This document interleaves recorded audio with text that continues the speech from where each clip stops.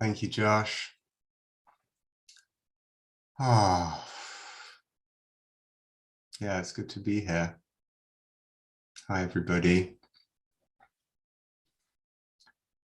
Yeah, I'm just letting my out breath help me land, feeling my feet on the floor, my sit bones on the cushion and chair that I'm sitting on. Just inviting body, heart, mind to slowly settle. The way that autumn leaves, fall leaves, gently drift to the forest floor. No particular rush here. So as Josh said, Hanukkah is coming. And Hanukkah is Chagurim, the festival of lights. But right now, it's not yet Hanukkah.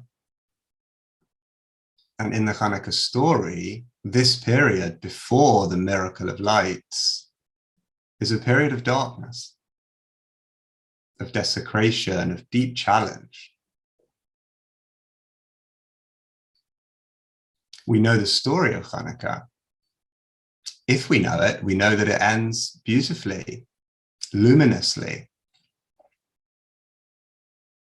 But I'm interested in how do we practice before we know the end of the story in these moments where it's not yet Hanukkah, before everything makes sense, before everything comes together, before everything is illuminated. There are these rare moments where there's a kind of coherence. We see the whole picture as if from a mountaintop. But most or very nearly all the time, speaking for myself at least, we're much more in between.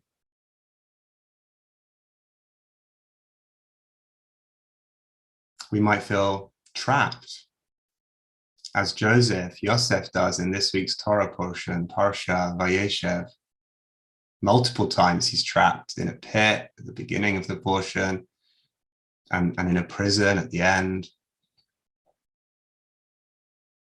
Again, just as in the Hanukkah story, salvation, joy, deep meaningfulness is coming, but not in this week's portion.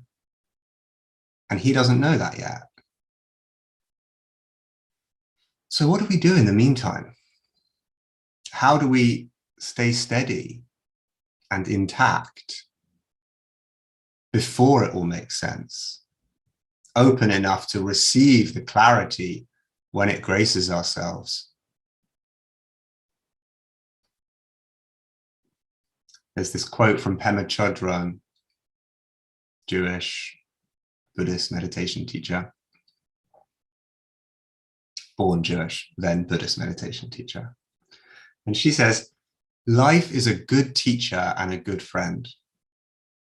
Things are always in transition if we could only realize it. Nothing ever sums itself up in the way that we like to dream about. The off-center, in-between state is an ideal situation. Really striking phrase to me, that the off-center, in-between state is an ideal situation. A situation in which we don't get caught and we can open our hearts and minds beyond limit. To stay with that shakiness, to stay with a broken heart, with a rumbling stomach, with the feeling of hopelessness and wanting to get revenge. That is the path of true awakening. Sticking with that uncertainty, getting the knack of relaxing in the midst of chaos, learning not to panic. This is the spiritual path.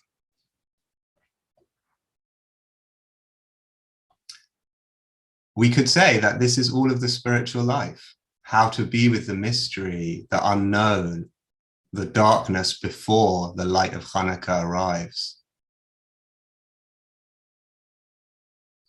And I think one key element of how to do this, how to be in this time, is trust.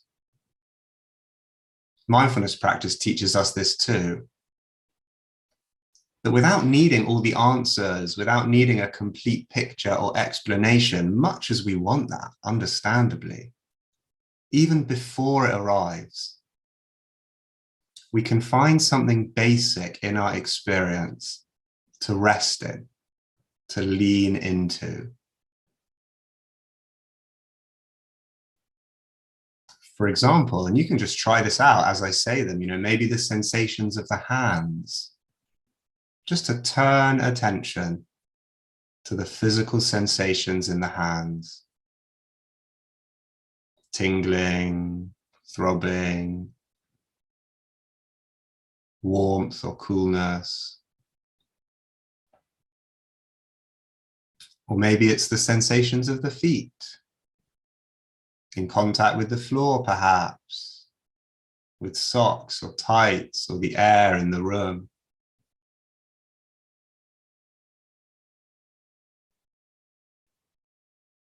Maybe it's the sensations of breath, energizing the body as the breath comes in and softening, tenderizing, releasing as the breath flows out.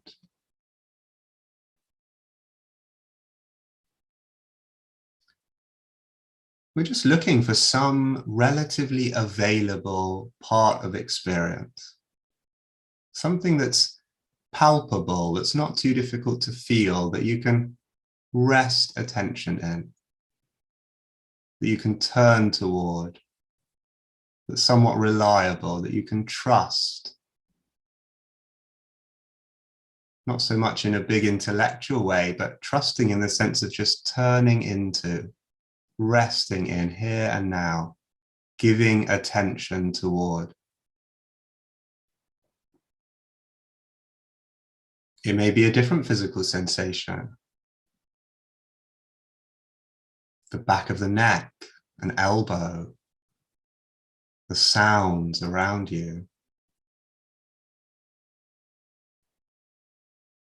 It might be a word like emunah, trust or faith, or mikdash, sanctuary, a word that you can just, at your own pace, repeat to yourself. That's like, oh yeah, I can rest in this. It might be an image, a person, a place that's relatively available for you to turn to within. Leaving the unanswered questions, the uncertainty, the challenges where they are, not having to tidy them up first, not having to push them away, not having to sort out the darkness before the light comes. Just leaving it all where it is and turning into something that's relatively close at hand, nearby, available for you here and now.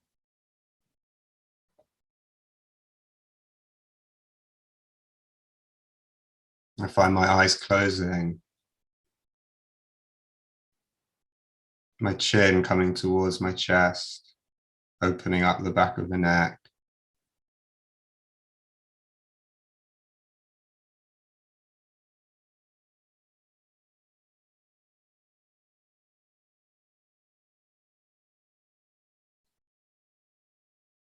What in the field of your experience is relatively available, not unpleasant, a resting place, a sanctuary for your attention, something to give the mind to right here, right now.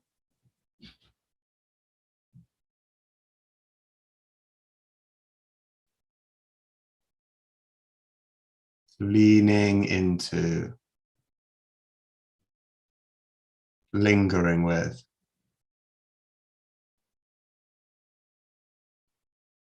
Continually returning to after the inevitable wanderings, driftings, forgettings that are part of what it is to be human.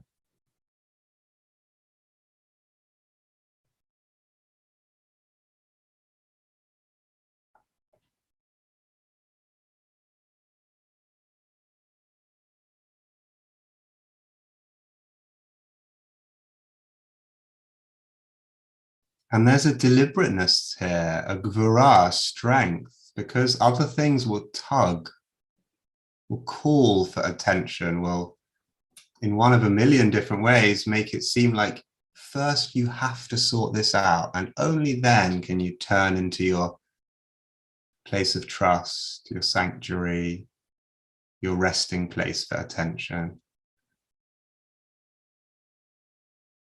And there's a deliberateness, a firmness that just turns here right away, leaving everything where it is, knowing you can come back to it if it's really important. But just for now, just for here and for now, without having to do anything else first, turning to what you can trust, to what's here.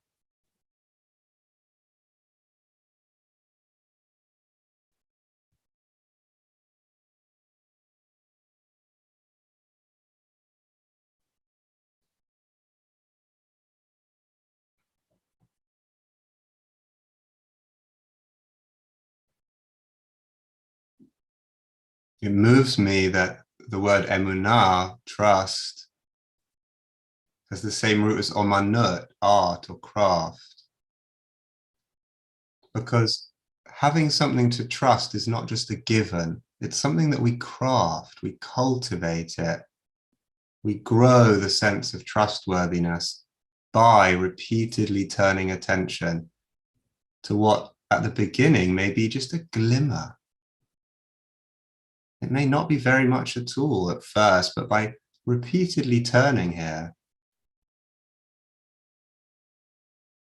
resisting the tugs that draw us away here and there, by repeatedly turning to what's available and reliable and palpable, we're crafting, we're growing trust within,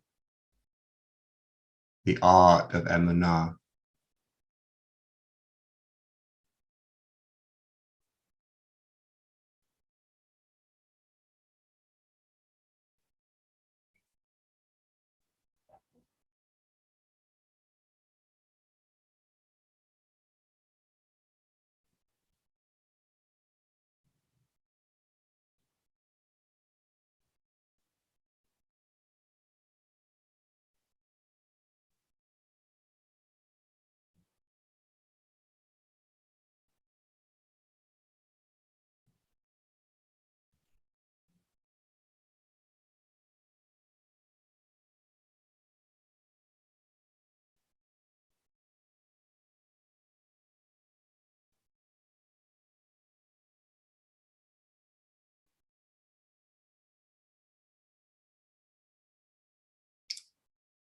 Oh,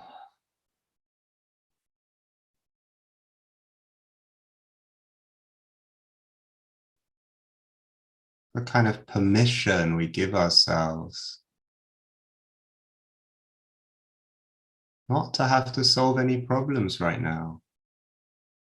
And not because the problems aren't important, not because we don't care, but because we do. And so for now, we give ourselves the resting place. We stay where it's easy, relatively speaking.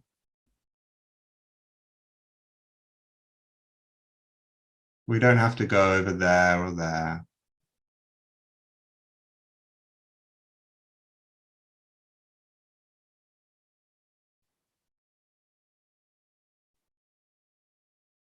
Just with the hands or the feet or the breath or whatever else offers itself.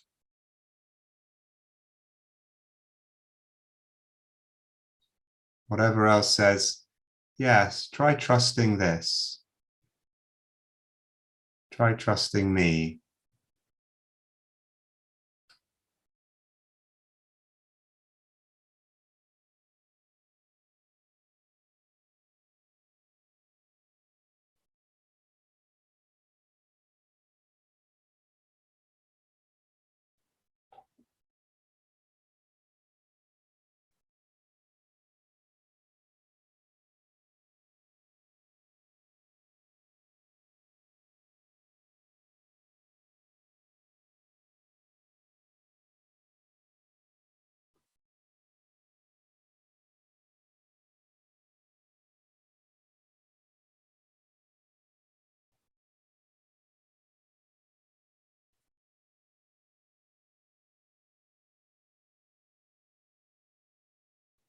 And each time we make that turn back toward a relatively trustworthy sensation, we're crafting something, we're growing something,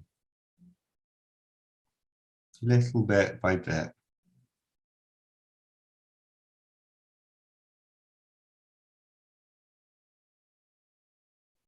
Va'asuli mikdash v'shachanti b'tocham. Build for me a sanctuary.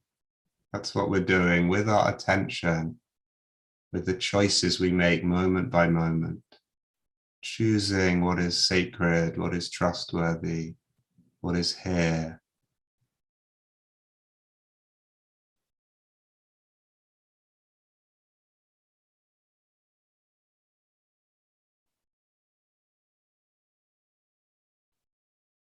And then in time, v'shachanti b'tocham, I will dwell among you.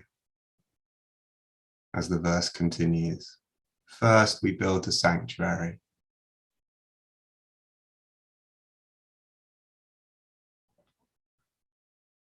Then the divine light arrives.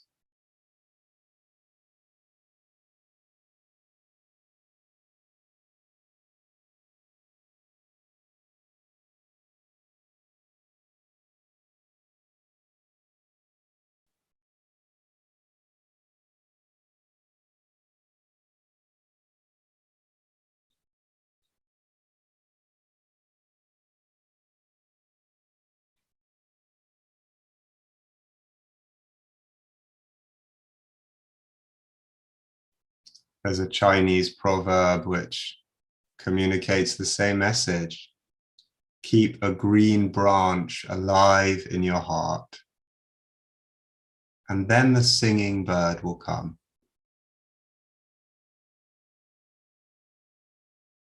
So not trying to go out and capture the singing bird, force it to all make sense, to all be one way or another. Just tending to the green branch in your heart.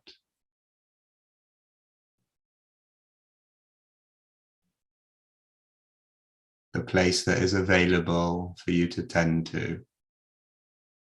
Something very simple.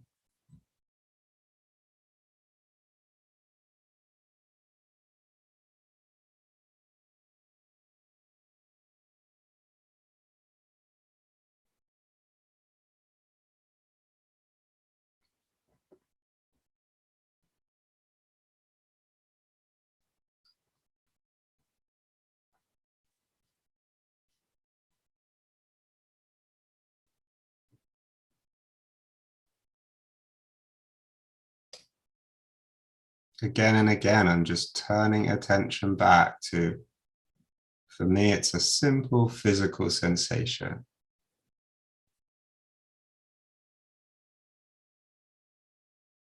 Leaving everything else right where it is. And just turning here.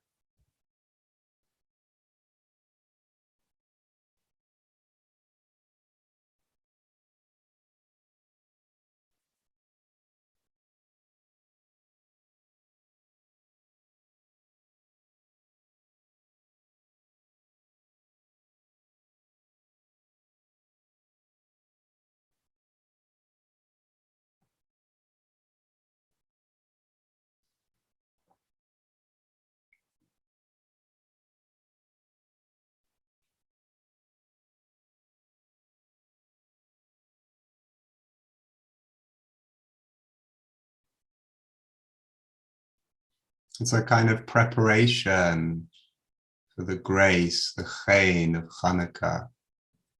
Not going after it too quickly, not shutting off from the possibility of it either. Just waiting, staying with what's here, even before the light arrives. Practicing trust.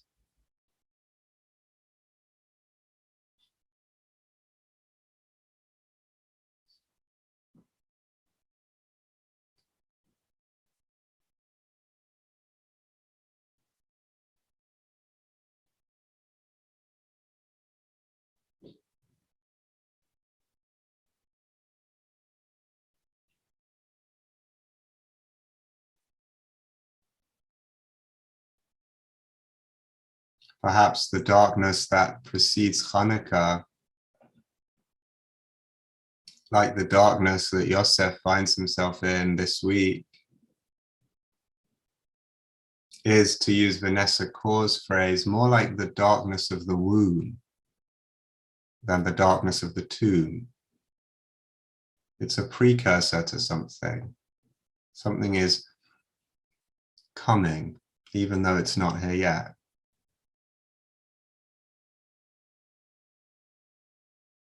Please God, may this be so for our times too. May the light come swiftly. May it bring healing as far and wide and deep as can be. Aseh shalom b'mromav. Hu yaseh shalom aleinu. V'al kol Yisrael. V'al kol yoshvei tevel. V'imru amen.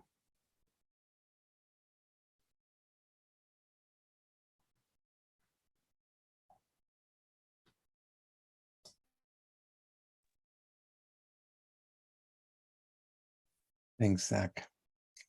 I encourage you to stick around at the top of the hour if you're able to share reflections or questions that you have about the practice. And if you need to leave us, wish you a Tzedchem L'Shalom, farewell, and we'll see you back here tomorrow, same time, same channel, or whenever you can join us.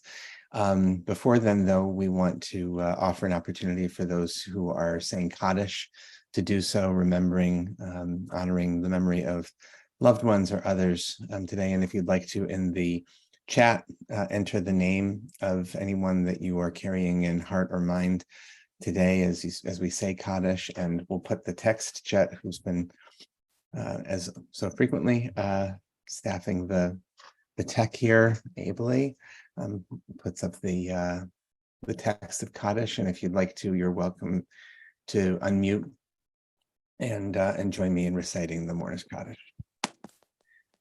Yitkadal, Alma Divra Yamish Machute Beyachon Agala Usman Gala Zman Karim Bimru Amen Shmei Rabba Lam Ulome Maya Ra Yishkaba Vietoma Vietnase Viethada Vietale Shmei Jabrich Beilami Yachata V'Shachata Mishpachata V'Nechemata Shmiran Balma Amen Shlama Raman Maya Vim Aleinu V'Kol Yisrael V'Imru Amen Say Shalom Imormav Uyaseh Shalom Aleinu V'Kol Yisrael V'Kol Yoshvei Tevel V'Imru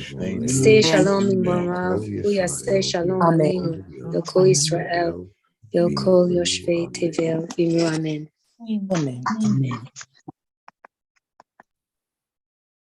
Right. Thank you, everyone. Great. All right. Thank you, everyone, again. And thank you, Zach, and we'll bring you back up here. Yeah, so many people just sharing who they're remembering today. So wish all of their neshamot, all their souls should have an aliyah, should ascend. Zac, a lot of people have already commented they were moved by your practice a lot, and I guess I wanted to focus on this aspect of the becoming, the not yet, like it's not here yet, which is a lovely teaching and an invitation of, you're not making a Hanukkah drasha. You're not actually, we're not talking about Hanukkah yet, because not yet Hanukkah, but something is coming. And this idea of things that are coming, and there's my mind sort of goes to, I was tugged towards the way we think about redemption, and the ani ma'amin, right? I believe in the coming of the Mashiach, of the Messiah, even though the Mashiach isn't here yet. There's almost, there's a sort of asymptotic, motion of like, it's not there, and it may not reach there, though I think we know Hanukkah's coming Thursday night, whether we like it or not. I wonder if you want to just speak a little bit more to the challenge of that. Like it's so, I spoke about this in my podcast a little bit today, of like, there's a real countercultural aspect to that of instant the instant gratification that we live in. I cited the example of the other day, my AirPods gave out, and so I bought a new pair, and they arrived within 3 hours of my ordering them. It's like, oh my God, and there's something so seductive about the notion that we think it and we can have it and it's here. And you're inviting us to really practice with, no, actually, like there's a becoming, and it may get there, it may not. And that was where I sort of went. And I wonder if, how that resonates for you, if that's a little bit, an aspect of what you were talking about. Yeah, thank you, Josh. It does resonate. Lots of different thoughts in my mind, but I'm thinking about how, culturally speaking, as you were saying with this example, it feels like the thing that we lift up and that we glorify is not having to wait, right? Is shortening as much as possible that period of incubation or pending or the darkness before the object arrives. We just want to get the object, whether the object is tangible or intellectual. I just want the clarity. I just want the resolution. And I mean, maybe that would be fine if we could always get that really quickly. Maybe we wouldn't need to find some way of relating to not having the thing yet, of having to wait, of not being there yet. But my experience, and I don't think I'm alone in this, I know, it's just that it's so often not quite there, right? In one of a million different ways. It's, in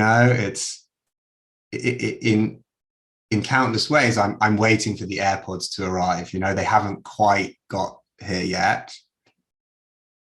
And so because that just seems to be what it is like, and as soon as the AirPods arrive, then there's something else that we're, it's like one thing comes.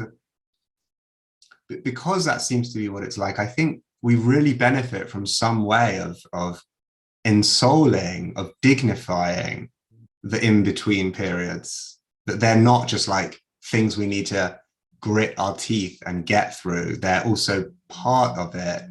The darkness of the womb, there's some beauty in the in-between bits. And then we're able to be in them with less suffering, I think. We might still want the thing to arrive, but it's just less one-dimensional, less painful. Yeah. What just flashed through my mind was a teaching, I think it's in the Eish Kodesh of the Piazetzner, Rabbi Kalmanamas Kama Shapira, where he discusses one of the psukim, one of the verses in Exodus about Shabbat, Sheshet Yamim ta'avod v'asita kamalachtecha v'yom hashvi'i tishbot. 6 days you shall labor and do all your work, and on the seventh day you'll rest, right?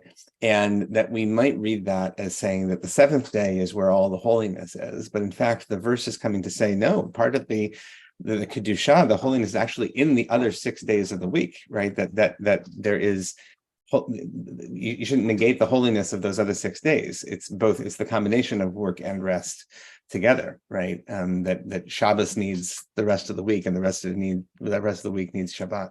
I think there's something also, in the sort of becoming aspect that you're talking about, that like someone said, the anticipation sometimes is the most delicious part of an experience, right? Yeah. And it's remarkable that you cite that verse, Sheshet Yamim Ta'avod, because just on the weekend I was referencing a different commentary on that verse, which I think is relevant, from the Mechilta and Rabbi Ishmael, their questions. Sheshet Yamim Ta'avod, 6 days you shall work. He says, well, can you complete all your work in 6 days? And it seems even 2,000 years ago that was not possible. He says, no, shavut ke'ilu melachtecha asiyah, like you should rest as if all your work is done when it comes to Shabbat.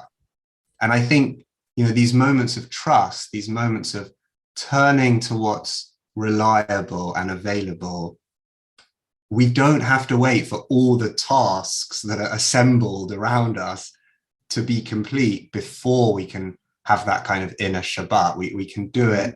But it's hard because the tasks, make themselves felt. Mm-hmm. Yeah. Mark, I think I've mentioned before, Mark Margolius likes to use the line that what we're trying to teach is the idea of microdosing Shabbat. that right, like Shabbat is always available. It's not just every 6 days; it can be every 6 seconds, right? I mean, like every 7 seconds, rather. So that that notion of as ifness, right? It's not even the as if. You can generate. There's a reality in which it is all done, right? Or I can be complete. I can experience integrity despite the fact that on another register of reality, okay, the task isn't complete, but that's only one register, right? There's another register that's also present, at least many others. There's a lot of comments that have come in. I want to just note here. I'm glad I could teach someone the word asymptotic. That's pertaining to asymptotes, if that takes you back to geometry class or something. But the idea of things that are coming and possible, and possibly a light when thinking of very difficult things that are happening in the world, in Israel, Gaza, and the whole world, etc., about sexual atrocities, etc. Trust that a light will come is so challenging, as it's hard to even have a glimpse of what this light might look like. So that the difficulty of, is it at times, it sounds like you're saying here, Noah, that at times the darkness can feel really thick, right? And can I finding that light that's within, or the getting to that place of as if, can just be a real challenge. Sometimes it feels like we might not be able to get there. I wonder if you want to comment or respond, Zac, to that. Yeah, I'm just bringing this up, and thanks, Noah. It's a really important question. I think what's coming to me is that I'm not always able to trust at a narrative level, right? At an intellectual level. Sometimes it's like, oh, maybe I can believe that whatever's happening, it might not be resolved yet, but it might work out well.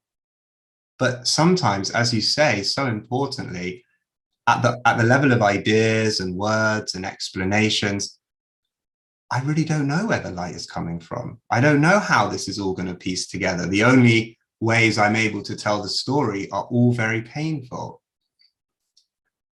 And it really helps me, especially in those moments, that the trust doesn't have to just be there, that I might also practice a kind of much smaller, more immediate version of trust that's not in words, that's not in stories. It's just, gosh, I don't know what's happening, but I feel my hands and I'm just resting in the sensations in my hand. I feel the floor beneath me, the earth holding me, the chair, and sometimes it's like, if I go any further than that, then it's a maelstrom, right? Not always, but sometimes, and especially in these months, devastating as they are. Sometimes there's a trust available right up close in the basic sensations beneath the waves of word and story. Yeah, and you were inviting us into that practice, with your teaching, for sure. That's really helpful. I hope that's helpful, Noah. Oh, here we go. Sorry. There was a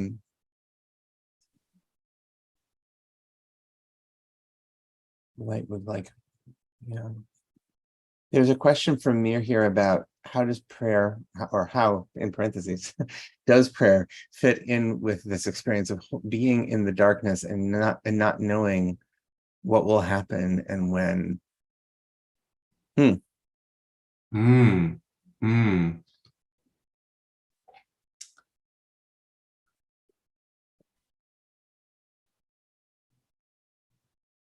Thank you, Mayor. I'm just responding to the echo of your beautiful question, that prayer feels like it could be a practice of trust. And someone said about trusting God, trusting the divine, that, I'm calling out. From my own viewpoint, I don't know what's happening, when the light's coming, but speaking it out, there's a trust that, maybe someone else can do the knowing for me, right? Something wider and deeper. So from where I'm looking, it might be dark, but my calling out in prayer is a trust that maybe my viewpoint is just my viewpoint, and there's something else beyond the horizon of what I see.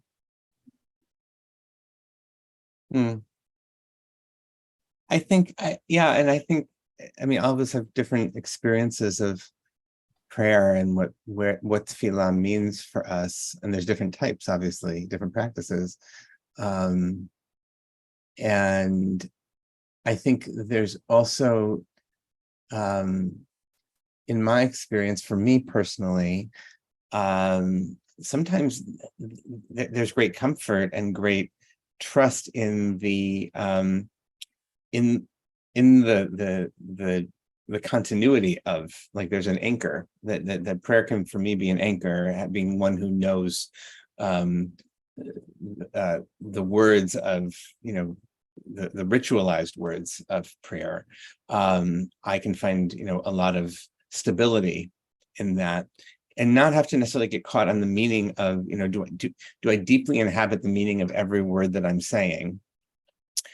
Isn't necessarily the most important question to me, right?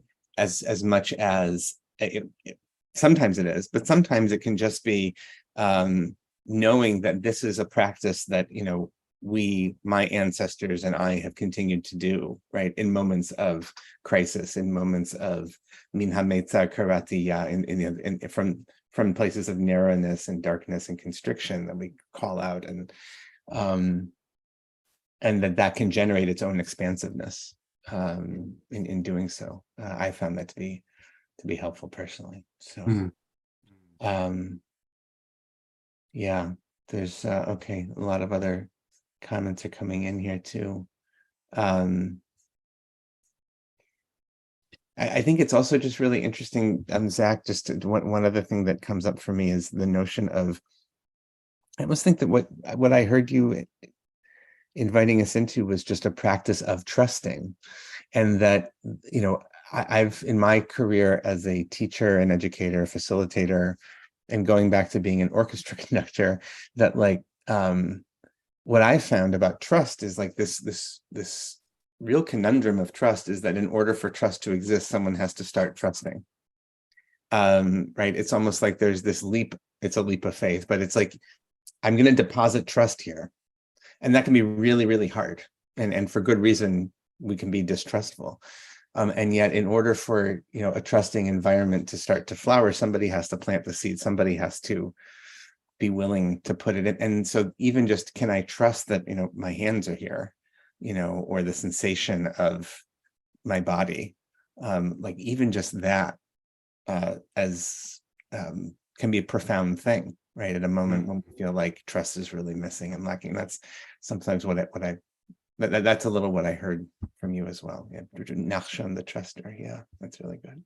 Nachshon, amen. Yeah, and yeah, I really hear that, Josh. I think that's why this sense of trust as craft is so helpful for me, because like if I wait for what presents itself as trustworthy, often it's like I don't know where to turn. Yeah. But if I already anticipate that, first I'm gonna turn attention to where there's even the slightest possibility of trust. And I'm not going to expect any more than that initially. But the more I lean into and return and place attention here, then slowly something will start to come back at me. That's how it is for me. Yeah. Okay. Well, we're at our time, and so I want to honor that and just thank everybody for your comments and your questions and your presence today. And thank you, Zac, for your teaching and your guidance. And we will look forward to seeing you again, everybody, when you can join us tomorrow or whenever sometime soon. And so if I don't see you, I'll wish you, everybody, a light-filled, hopefully joyful Hanukkah, and Zac, wishing you a Hanukkah Sameach.